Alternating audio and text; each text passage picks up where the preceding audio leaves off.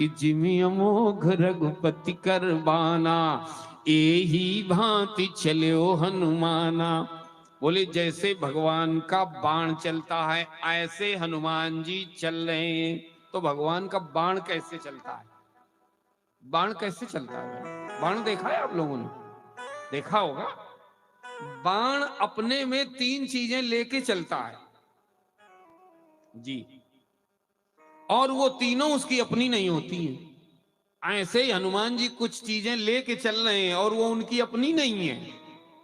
इसी को तो सेवा बोलते हैं। अपना उनका कोई स्वार्थ नहीं, जैसे बाण का अपना कोई स्वार्थ नहीं है और तीन चीजें वो फिर भी, इसी को तो निष्काम बोलते हैं।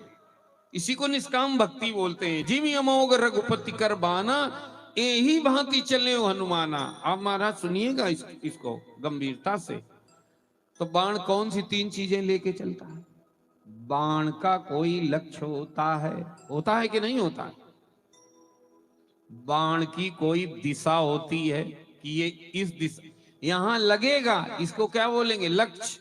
इस दिशा में जाएगा जी। और बाण की गति होती है इतने किलोमीटर प्रति घंटा से। जल्दी जल्दी बोलो भाई। चलेगा। लेकिन ध्यान रखना, ये तीन में बाण की एक भी नहीं होती है। बाण को किसी ने लक्ष्य दिया है और किसी ने उसको दिशा दी है और किसी ने उसमें गति भरी है अपने बल से।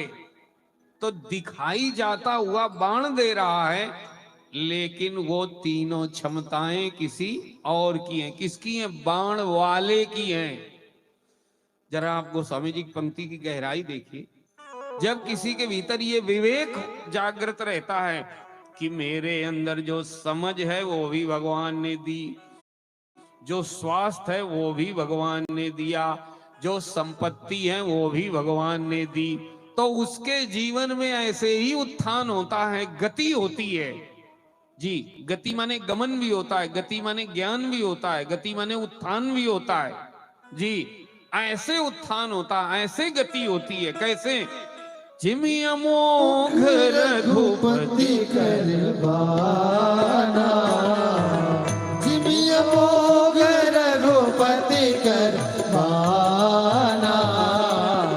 एही भांति चलो